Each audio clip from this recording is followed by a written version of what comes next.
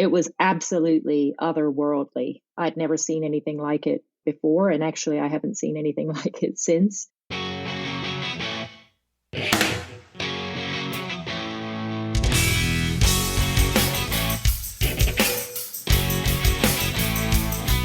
Today's guest, Michele Sons, is a true wild woman. She's a full-time fine art, landscape, and nature photographer, writer, and educator, originally from England and currently based in Southwest Virginia in the United States. Michele's work is based on a soft, subtle, pared-down aesthetic. Fog, mist, and soft light are intrinsic elements present in many of her images. Her work has been featured in numerous local and regional print publications, as well as highly regarded websites. For more about Michele's work, including her ebooks, River Song, and The Art of Fog, head to Michele, that's MICHELE, Sons, SONS.com. Let's have a chat with wild woman Michele Sons. Hey everyone, I'm here with Michele Sons. I'm so excited to talk to you, Michele. Hi, Bree. I'm so happy to be here. You know, I was just thinking while I was doing that, I'm like, well, of course we're doing it for a recording, but you know, you and I have already been chatting for a while, catching up a little bit. So that's pretty fun. The last time I saw you in person, well, actually, was that the only time we've met in person? Was in March? It is, yeah. Yep, Oh that's the only time, yeah. Oh my gosh. Okay, so Michele came to a week. Oh my gosh, I got to get my brain on. Michele came to a week in New Mexico, and Shanda Aiken, who we've already had on the podcast, was also there. And I'm going to have some other of the ladies on too. But it was so fun. I was just so impressed at how everyone got along, and we all like kind of did our thing, and everyone was like so chill. It was like it was good. It was very, very good. You do those things and it's a little risky, right? When you go on a trip with people that you've never met before, you just don't really know what to expect. And, like some kind of personality mismatch or, just kind of difficulties living with people you don't know for a week, I had assumed would be bound to crop up, but they didn't in our case.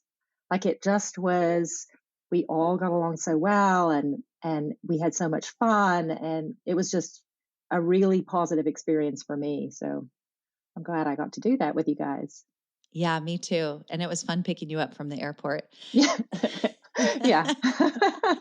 I feel like it was like I've always known you. You know what I mean? When you talk for so long online or whatever, and you know someone and you finally see them in person, it's like, oh, well, of course I'm seeing you in person. Yeah. So that made the thing between you and I easy. But of course, I didn't have that with the other ladies. I was meeting them or interacting with them for the very first time when we got there. And yet it went so well. So good stuff. Yes, it's awesome. 6 ladies in one house, and we made it work. It was awesome. We did. And one of the questions was, could we go to White Sands National Park every single day? And I said, 100% we can. And I think we did, didn't we? Oh yeah, we did multiple times. Yeah. Right? Oh my gosh. And I am still cleaning sand out of my car, and it's almost September. So. Yeah. I had a moment at the airport security when I left El Paso. I flew out of El Paso, and I pulled something out of my bag as I was setting up to get everything scanned through the equipment, and this steady stream of sand just poured out of my backpack onto the counter. It was just kind of poetic. I don't know. Yes, exactly. Like it wanted to go with you. Yeah. For sure. Okay. So one of the reasons I'm bringing this trip up, well, because that's where we first met in person, but also you do this whole series called, we're going to talk about other things, not just this, but you do this whole series called The Feminine Landscape.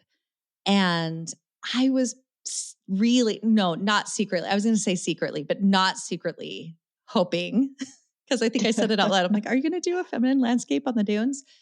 And I was really hoping that you would do one. And I think you kind of told me, if it felt right, right? Because you do them if it kind of Yeah. feels right.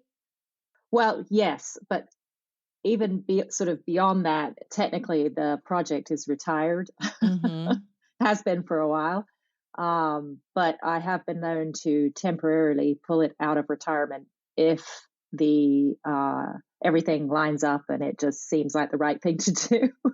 And that was the case there in White Sands. I mean, I'm sure you'll describe how that went down, but I couldn't resist. I had to make another image for the series, even though it was officially retired. So, Oh my gosh, I feel like we can both describe it because I had a different experience on my end than you did. yeah, So, yeah, you did. so kind of, I was wondering because did you bring a dress for it or anything? I did. I brought a couple of dresses just because having been to White Sands before, I knew that that was, the type of environment that was just like really creatively stimulating. And I suspected I might want to try and shoot another image for the series. So I brought a couple of dresses, but they just paled in comparison to the dress that Shonda pulled out, which was just this really dramatic, very sort of intensely purple dress with a really long train. Oh my Um, gosh. and I knew in the wind that was just going to be fantastic. So that dress sort of that was the dress. So And and by the way, when it was like getting close to the end of the week, and all of a sudden she pulls out this yeah, gorgeous satin royal purple dress. yeah, yeah, And when you say a long train, we're talking like 6 feet or 8 feet. or longer. Yes, like Yeah, long, long, yeah, long train. And I remember you putting it on. I'm like, that dress is swallowing her. yeah, yeah. I tried it on because I mean, that project is overwhelmingly. There are some exceptions, but it's overwhelmingly a self-portrait series. And so, of course, initially in my mind, I was envisioning myself, out there in this purple dress. But yeah, it totally swallowed me up, didn't it? It was Yeah. like it was just too much stress for me. So I know, but it still could have looked amazing on the dunes. yeah, However, so we went out there and it was an extremely windy day. Like at some points we had whiteout conditions. And if any of you have ever been to dunes when it's windy, it is not easy going. And I did tell everyone ahead of time to bring goggles, and we needed them because like we did. how could we have walked through dunes without goggles on? Because I've done it before. I've done it without goggles, but I think actually the first time, and this is a little thank you to like Sarah Marino and Jennifer Renwick. I'm hoping to have both of them on at some point. But they did a little YouTube video that talks about photographing dunes, Okay. and I'll link to it. But they talk about goggles, and I'm like, done. When I go to the dunes, I always bring goggles now, right? Um, so I have them to thank for that. But when we went, when like you had Shanda go out and pose so that you could like get your image set up, That's right. and Yeah, yeah. I was trying to, set up the composition, figure out what I was going to do. Yeah. So she was sort of a stand-in for me, or so we thought, and she went out there, and of course you were assisting her way out there on the dune. it was fun. Oh my gosh. Okay, so in a nutshell, what happened is we get out there. It's so windy, and this is I'm just describing this for everybody. So Michele says, Shanda, you go out there in the dress, try it on, so I hmm can like go stand there so I can see what it's going to look like. What happened is that it was so windy. You were like, I'm not leaving my camera because you That's were right. going to leave the camera and have some of us just like basically press the button Yeah. because our friend, oh, I was gonna say Michele, she's gonna kill me. Martha, I was like, Martha, I'm out of town, y'all, and my brain is totally dead right now.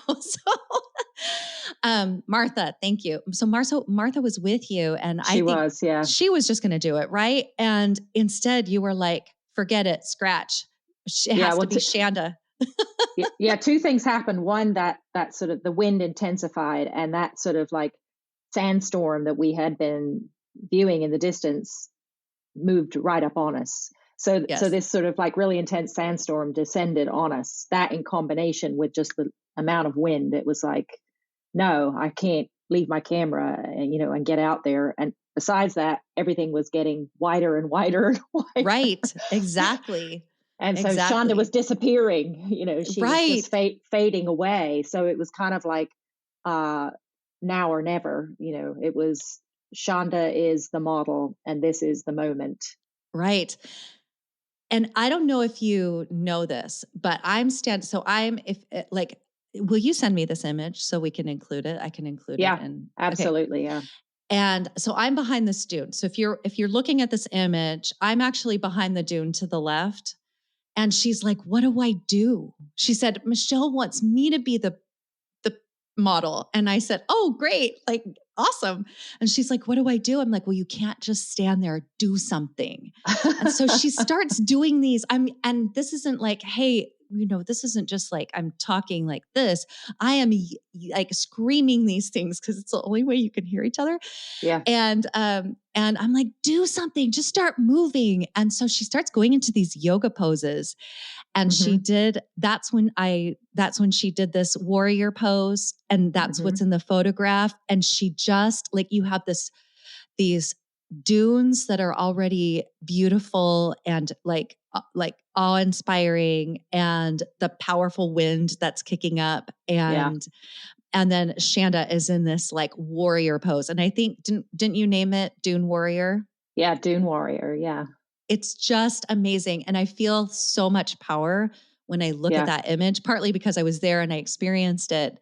But you do feel it in the image.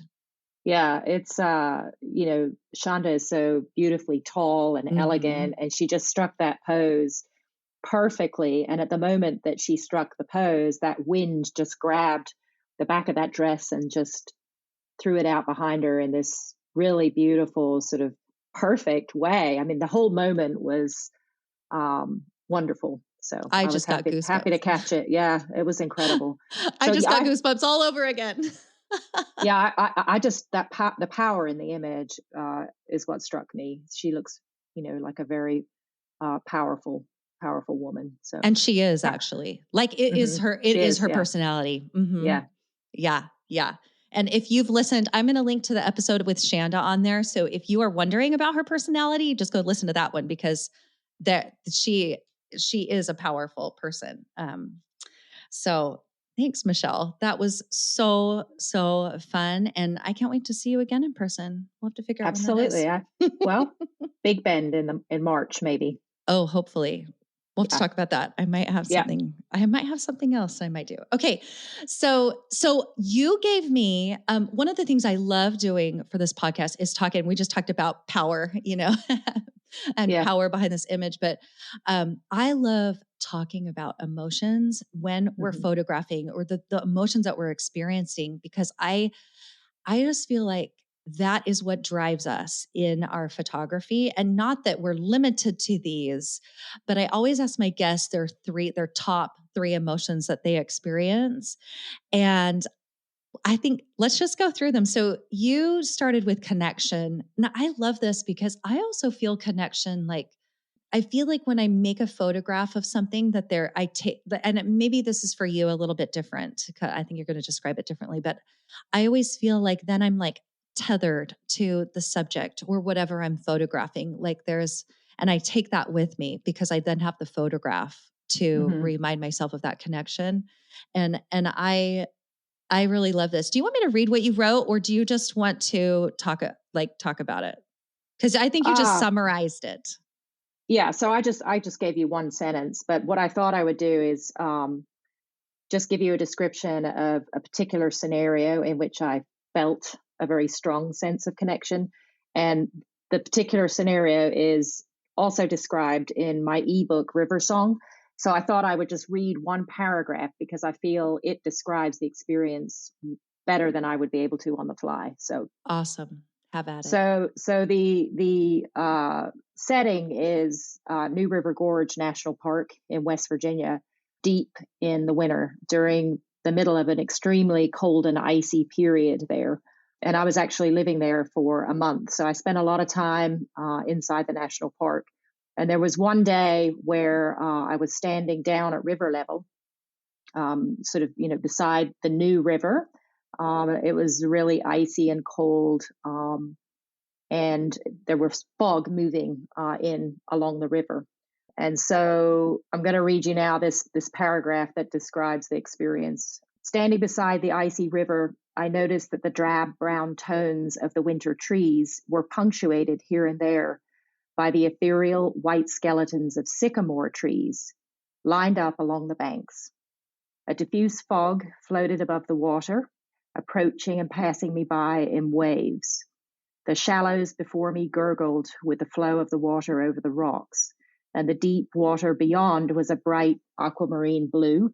Taken in all at once, this was a stunning and mystical sight to behold.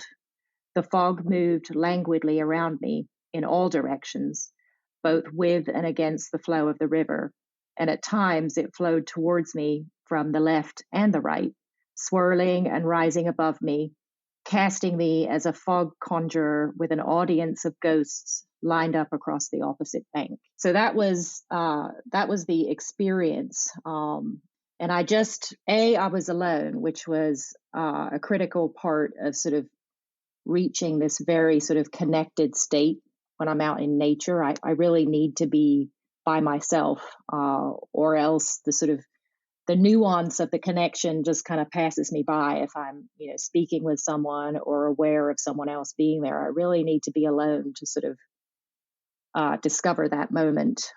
But yeah, I feel like, when I achieve that sense of connection, I really feel this sort of deep sense of belonging, which is a bit of a rare state for me personally, just because I've lived a fairly unusual life.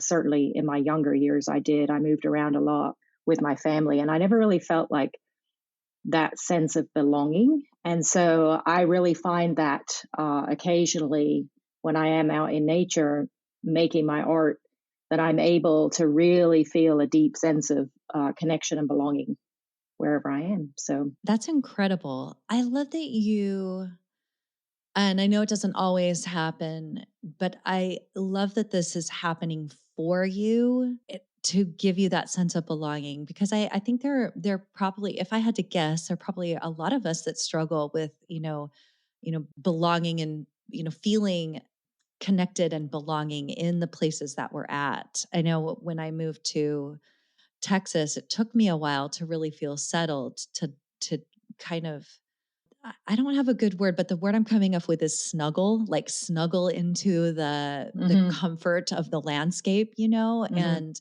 really, really let it envelop me and have it be a place that I feel good in, that I feel connected to. So yeah, I think snuggle is a good word, actually. That maybe I've does. never used it like that before, but I know. maybe. It works. It's like this feeling of comfort. Mm-hmm. And, I'm so used to feeling slightly misplaced everywhere I go. I was born in a different country. I was educated in a different system. I just have these kind of off the wall experiences all throughout my life that kind of, like, I feel anyway, kind of not set me apart in a sort of like bigger or more important way. They just set me apart from a lot of people because my experiences are so different from theirs. And so when I'm out there making my images and I'm feeling, like I really belong here, like I just feel so at ease, so calm. Yeah, it just feels right. So Is that, I know that, and a lot of us who are landscape photographers, we like to return to the same places. Although there are some people who really thrive off the newness, and is that why, like, you seem like you tend to return to the same I do. places and then linger there for a while? Yeah, I like to really get to know places. And I feel like in order to really get to know anywhere, I have to go back again and again and again. And so, yes, this is a spot that I've been to, I wouldn't say many times, but certainly repeatedly in different seasons, different times of the day. But this particular visit was special, I think, because it was, really in the depths of winter. And it just was a very magical scenes. The color palette, the drifting fog, and, it was all sort of like moving towards me, like converging upon me.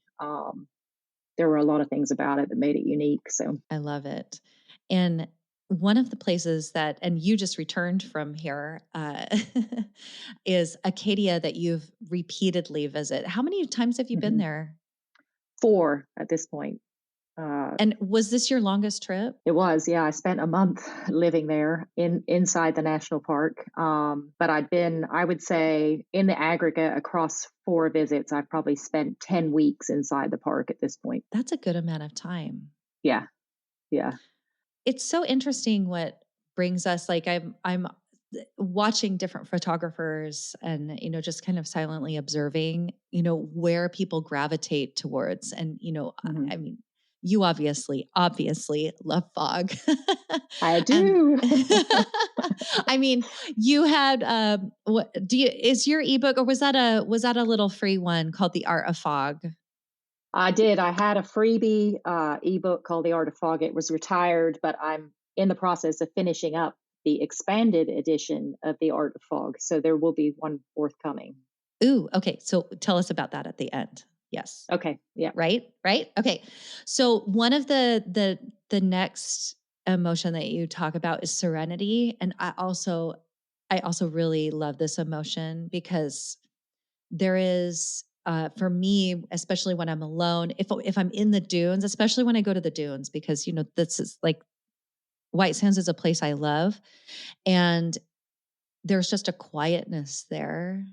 And it's a place that and I've experienced all kinds of different emotions there, but this serenity where there's just a complete peace that washes over me, and I don't feel like in a hurry to go anywhere. I don't feel like I need to be anywhere else.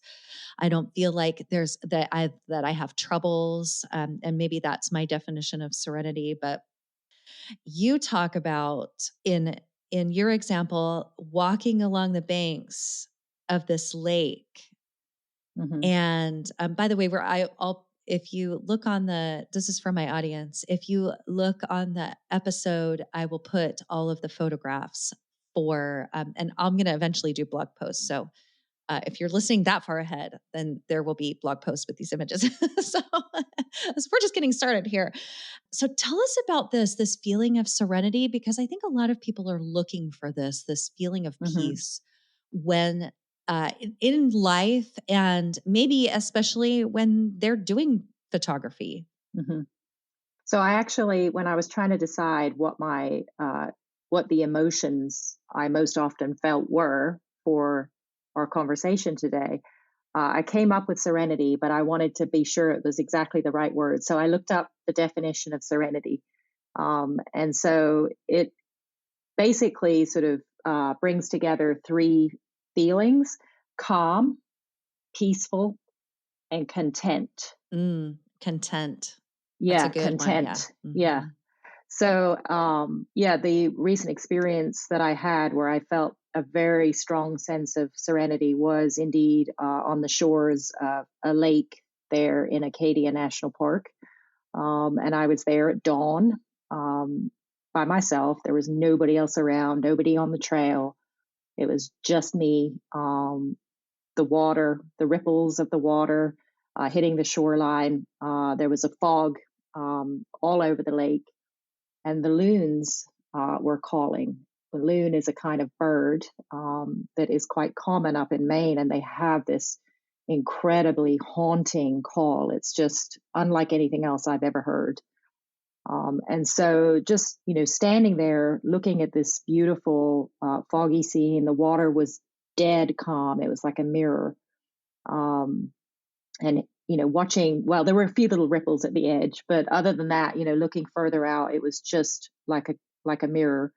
And I was listening to those loons, and it just was an incredible moment where really everything else receded from me completely. It was only about this lake and my presence on the shore of this lake.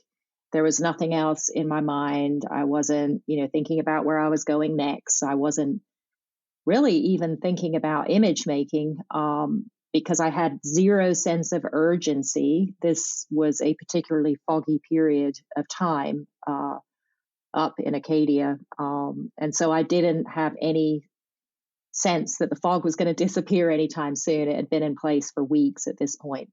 So I had no sense of urgency as far as image making goes. It was just, this amazing moment, or, group of moments, of me along the shore of this lake. And it was just, I don't know, it's something, I always remember those moments on the edge of that lake.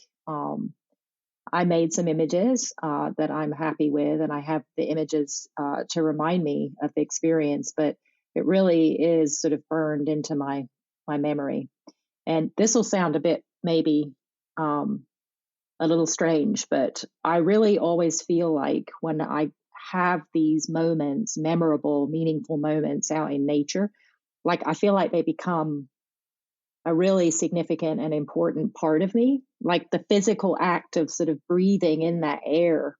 And it sort of, it becomes a part of who I am. And so finding moments like this is really important to me. And I certainly found many when I was up in Acadia for that month. So, Mm. I I'm wondering if I kind of have felt that same sentiment, that it becomes part of me, but never put hmm that into words before. hmm And I love that because, we do take all of our experience with us, like it kind of gets etched into our bodies, doesn't it? yeah, I mean, literally the physical act of breathing in that air, it sort of Hmm. brings it into your physical being. And then, the memory of the experience is sort of a part of your emotional being. So I feel like it becomes a part of you, who you are on multiple levels. Yeah. Yeah. And I think a huge part of that serenity is, or the, um, uh, what did you say? Peace Calm, and peaceful, and content. content. Dang it. hmm I need to write these things down. But I feel like a huge part of that is just being like fully present in a moment and not, hmm and I don't know whether, and maybe it's give and take, like, or maybe it's 50%. And when I feel that way, maybe it's 50% me, maybe it's 50% the actual, like, my surroundings or my experience, because I know that I want to do some work to be fully present, to kind of not be worrying about anything. But also there is like part of like breathing in the air, being, the sounds or no sounds, that just, or, the fog really, it dampens things. Like it makes, there's like a envelopment that happens there. And I really think it's like like part me, part nature, that Yeah, makes that happen. I think I agree with that. The other term I wrote that I thought was a different way of defining serenity was lightness of being. So in those moments, I'm not really like self aware. It's more that I'm aware of where I am and what I'm looking at and what's going on in that place. That's where all of my focus is. It's not on myself. It's what's unfolding before me. That's where my Hmm. attention is fully focused. And so that sort of brings about this lightness of being. I thought that was an interesting way to define serenity. Yeah, I think so too. And when I think about it, I'm like, okay, well, if I'm on, this isn't necessarily about photography, but when I'm fully present somewhere, I don't feel heavy at all. Like hmm there's nothing that I need to think about that weighs me down at all. And hmm so the lightness does sound, it feels right, you hmm know. And we can feel that in all kinds of places. I mean, everyone's going to have the different places and experiences be, that will feel serene to them, hmm where you'll feel peace and calm and content. Yeah. Yeah, Lightness. for me, That's it's so always good. it's always when I'm alone in nature. That's when I have these moments. It's always when I'm alone out there. So I love the aloneness because I get to make all my decisions. I get yeah, to make all the decisions. That's what I love about it. Or that's partly what I love about it. Yeah. I like that too. Right. I just spent a week in north of San Francisco, and there was a hike that my husband and I did last year, and up at Mount Tam. And I was like, oh, I'm going to go try that one. And so I went one morning, and it was foggy, magical.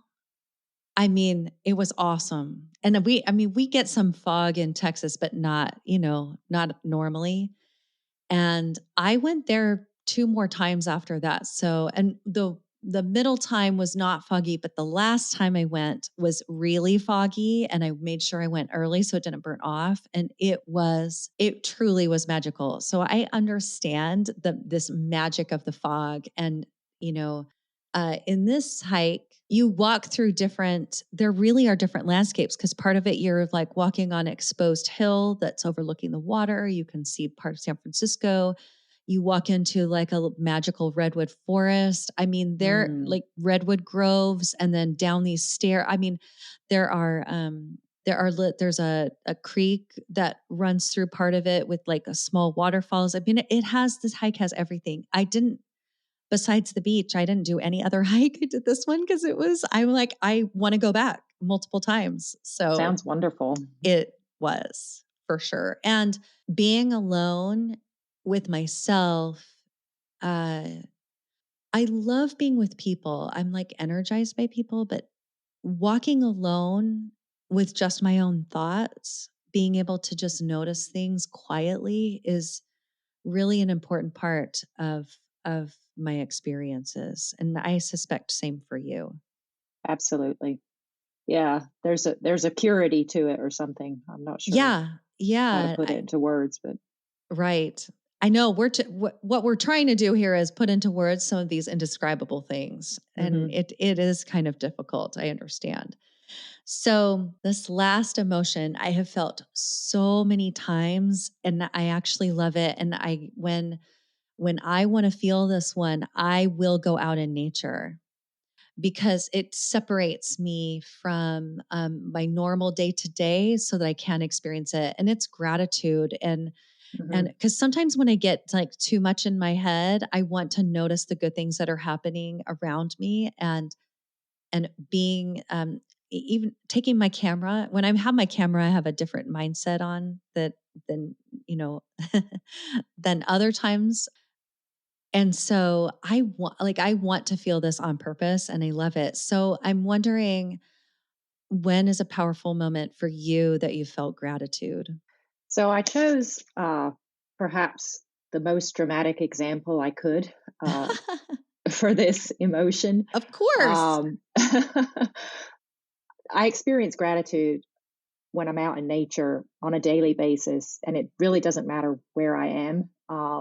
So, in that sense, this isn't the best example, but it is an example where it really stuck in my mind, that feeling of being thankful to have just incredible opportunities in both the big dramatic moments and the really small quiet moments, because I find gratitude in both of those places. But my example dates back to 2015, so it goes back a little way. But I actually I won and was the recipient of a trip to Antarctica back in 2015. There weren't that many people going to Antarctica, so it was an absolutely incredible opportunity for me. And there was one particular evening where our ship was sailing through sort of an iconic place in Antarctica. It's called the Lemaire Channel, and it's just this very dramatic, narrow water feature that allows ships to sail between these really starkly steep black mountains, like mountains that are mostly bare rock, but they have some snow and ice on them as well. And we traversed the Lemaire Channel at dusk, and there was a moonrise, a full moon rising, and the sky, had this uh, like light, very high clouds that were catching the sunset light and glowing pink, and the moon was rising through that pink sky over this Antarctic landscape, and it was absolutely otherworldly. I'd never seen anything like it before, and actually, I haven't seen anything like it since. And I just remember standing there, I mean, I was like shooting like mad, of course, but at one point I stopped and I was like, God, I can't believe that I am standing here witnessing this. Like, how I just felt this really deep sense of gratitude to have an opportunity to see something like that. And actually, I feel that regularly. I think as photographers, we are as a group fairly accustomed to being out, at points in the day when most other people are not out in nature. Okay. So, like, at Yes. sunrise, I mean, a lot of people, most people, some people never see sunrise from the top of the mountain. We as photographers, we see that fairly regularly. And I think sometimes we forget how lucky we are to be able to see these incredible moments that many people don't get to see. And so that's one of the things I love about my photography practice is being able to witness rare or moments that are not often witnessed by other people. So I agree. And I was just thinking, and there's also a lot of work that goes into being on the top of the mountain for sunrise. yes, there is. I'm not forgetting about that part, like waking up at 2 or 3 a.m. or camping on the mountain overnight or Yeah. whatever it takes. And I think the sense of gratitude, and by the way, amazing experience. I was putting myself where you were, and I'm like, how could you have planned it any better for the moon to have been there? I mean, I don't even know if the ship planned it that way. It would just happened like that, And I'm sure they knew about the oh, you moonrise. think so? Okay. Yeah, yeah, they did. I mean, they didn't know it was going to be through a pink sky, obviously, but Oh gosh. they planned that sailing through that channel for that evening. So That's amazing. yeah, Yeah. yeah. And sort of whenever I witness those kinds of things for me and then they're unplanned, I'm like grateful, but also like it's like miraculous. Hmm. That these combinations of things combined together to put me where I was at that time. Hmm. It's almost like a little mini miracle. And Absolutely. I think I think one of the reasons that if you are and this isn't if you're like a photojournalist where you're like going crazy, like like it's that it's like physically taxing, but if um if you are practicing the art of photography and you have these moments in any kind of photography, in any kind of photographic practice, and you have these moments where you are just feeling gratitude, then I think gratitude is really a significant, or feeling that emotion is a really significant contributor to positive mental health. And I think that must be one reason why that a lot of people, and this isn't all of it, right? There's other factors, but a lot of people will say, my art, my photography helped me with my mental health. And I think Hmm. be experiencing gratitude is a big contributor. And I feel that for me. So I really appreciate that you brought this one up. Yeah, I feel like recognizing your or our good fortune, Hmm. whatever form that might take. I think it's critical for us to feel satisfied and happy with our lives. If we never recognize that we have been incredibly fortunate in one way or another, that just you've just got to be able to identify that and recognize that we all have parts of our lives which we should be incredibly thankful for, and it's important to recognize that. 100%, 1000%.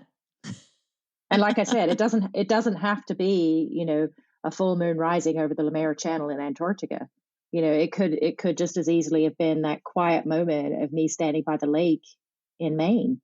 um, that sense of gratitude can be found in the really small quiet moments as well. Yeah, I was just thinking, I walked, I'm actually in Columbus, Georgia right now. And there's a really nice river walk that goes along the Chattahoochee. And Hmm. and we were there last night with my husband. I was there with my husband and my daughter and her husband, and it was so hot and sticky. However, the sunset was just beautiful. And I was noticing the different light play on the water as it moved, because there's some like rapids there in that spot. And I was just so grateful to be in the moment there with these people, there watching the different light change, grateful that I do this thing called photography where I have actually trained myself to notice these smaller moments. And I think that is also a beautiful thing too. Absolutely. That's one of the most incredible things for me about photography is you learn to see those little things that I know before I became a photographer, I didn't see those moments. They just passed me by. I was blind Mhm. to them. And now I can see them and recognize their beauty, and it's just so enriching, really enriching. Yes. Oh, so good.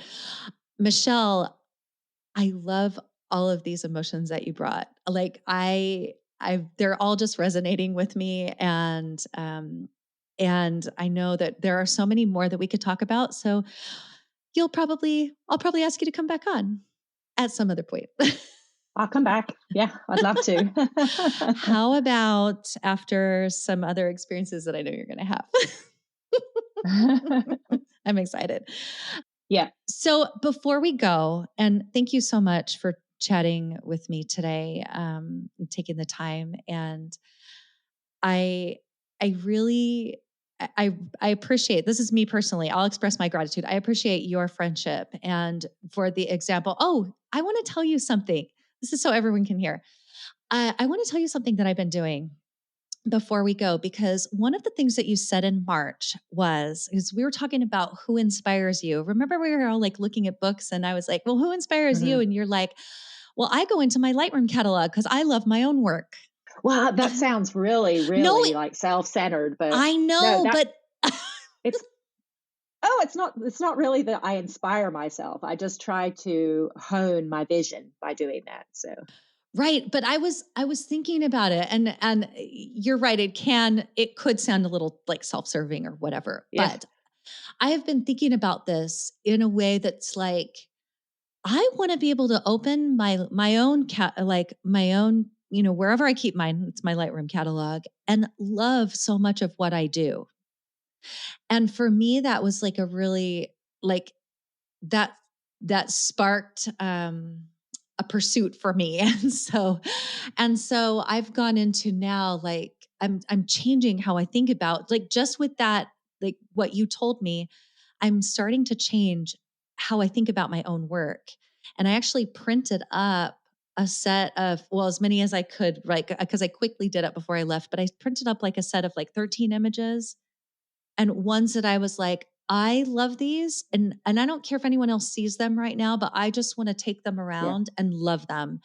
And Yeah. so that kind of has sparked that. And I'm on a month-long road trip, and so I've been bringing them around to different places that I go. I'll bring like one of them. I brought to that magical hike I talked about, I brought an image of some dunes and put it up and took a little photo and kind of, thought about my own work. And, because I want to love my work, like really, truly love it. And, anyway, I just wanted to tell you that thank you for actually saying that, because it has inspired me to love my work more.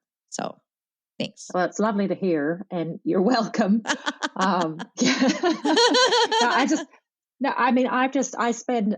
It's not that I really inspire myself. Just to clarify, Sure.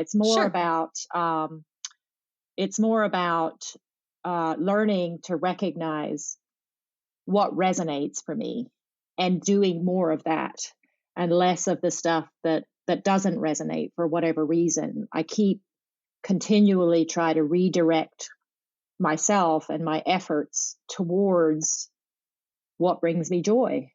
And so it can sometimes be difficult to really understand what it is that's bringing you joy.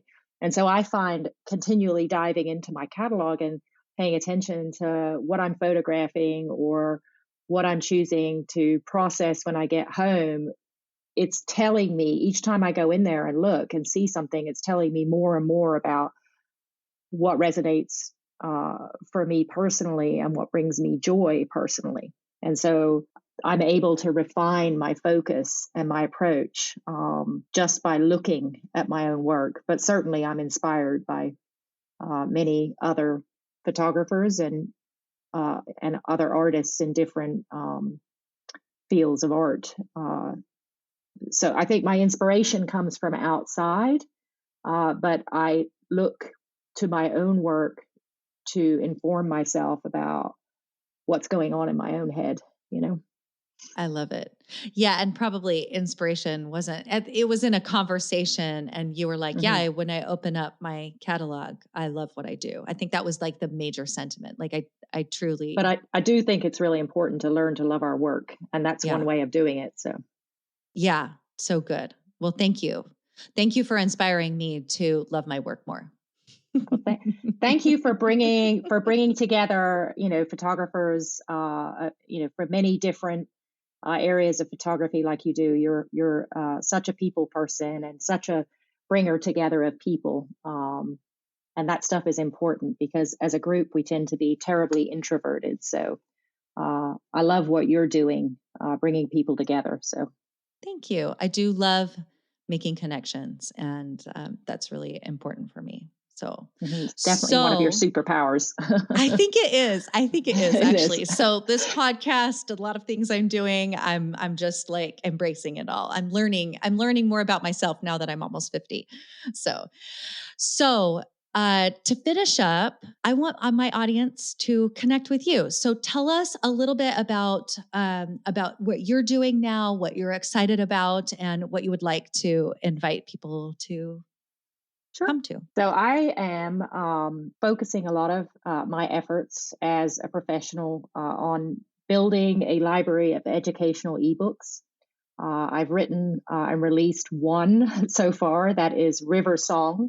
I mentioned that earlier in our chat, but that's available for purchase on my website, and it's a educational ebook presenting my own inspirations and methods for connecting specifically with New River Gorge National Park, but it could really be any place. So that's my first ebook that's currently available. I'm finishing up my second ebook as we speak, with an eye to releasing late September, perhaps early October of this year.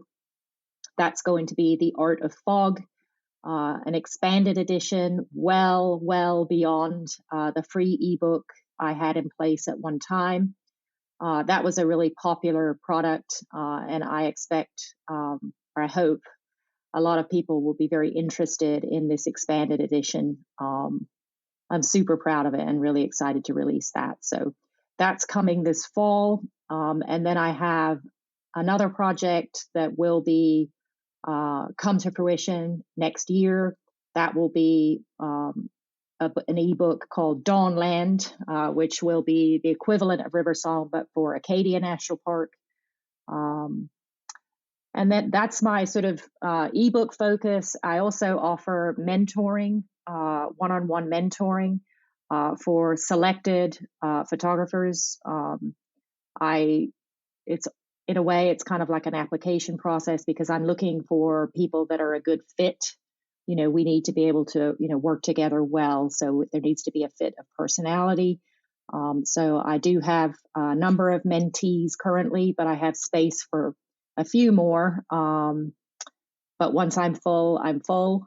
But I will continue accepting people on a rolling basis. So that's my ebook offerings, my mentoring services, and really that's sort of my primary focus. I do other things with nonprofits, but that's probably not relevant here. So, I think it's really important and to have mentorship, and it could be Mhm. in a variety of ways, whether through learning through a publication like an ebook or watching videos, or I have found a lot of benefit from the one-to-one mentoring, and so I really appreciate that you're doing that.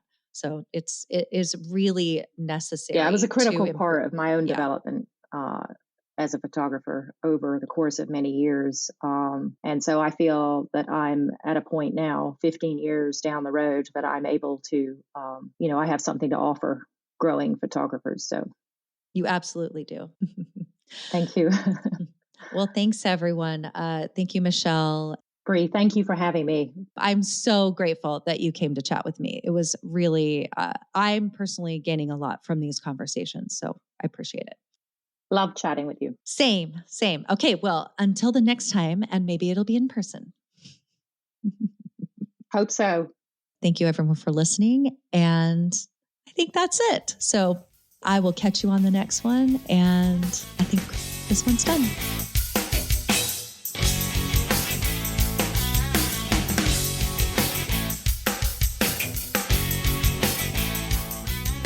Come with me on my next adventure. Be a wild woman and join me on one of my small group photography escapes in places like the cypress swamps of East Texas or White Sands, New Mexico. Go to wildwomanphotography.com for all the details. While you're there, you can check out featured wild women, episode transcripts, and more. Oh, and I'd love for you to support this podcast and all these incredible wild women in photography by leaving a review or sharing with a friend. Thank you so much for listening.